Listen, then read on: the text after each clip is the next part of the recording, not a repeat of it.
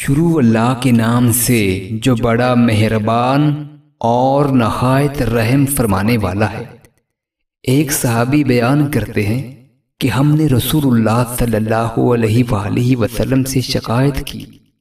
آپ اس وقت اپنی ایک چادر پر ٹیک لیے کعبہ کے سائے میں بیٹھے ہوئے تھے۔ ہم نے آپ صلی اللہ علیہ وآلہ وسلم کی خدمت میں عرض کیا کہ آپ ہمارے لیے مدد کیوں نہیں طلب فرماتے، ہمارے لیے اللہ سے دعا کیوں نہیں مانگتے؟ ہم کافروں کی ایذا دہی سے تکالیف سے تنگ آ چکے ہیں۔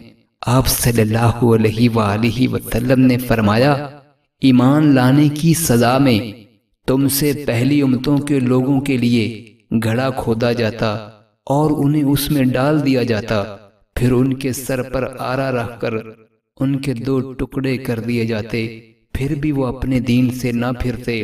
لوہے کے کنگے ان کے گوشت میں دھنسا کر ان کی ہڈیوں اور پٹھوں پر پھیرے جاتے، پھر بھی وہ اپنا ایمان نہ چھوڑتے۔ اللہ کی قسم، یہ امر اسلام بھی کمال کو پہنچے گا، اور ایک زمانہ آئے گا کہ ایک سوار مقام صنع سے حضر موت تک سفر کرے گا، لیکن راستوں کے پرامن ہونے کی وجہ سے اسے اللہ کے سوا اور کسی کا ڈر نہیں ہوگا، یا صرف بھیڑیے کا خوف ہوگا کہ کہیں اس کی بکریوں کو نہ کھا جائے، لیکن تم لوگ بہت جلدی کرتے ہو۔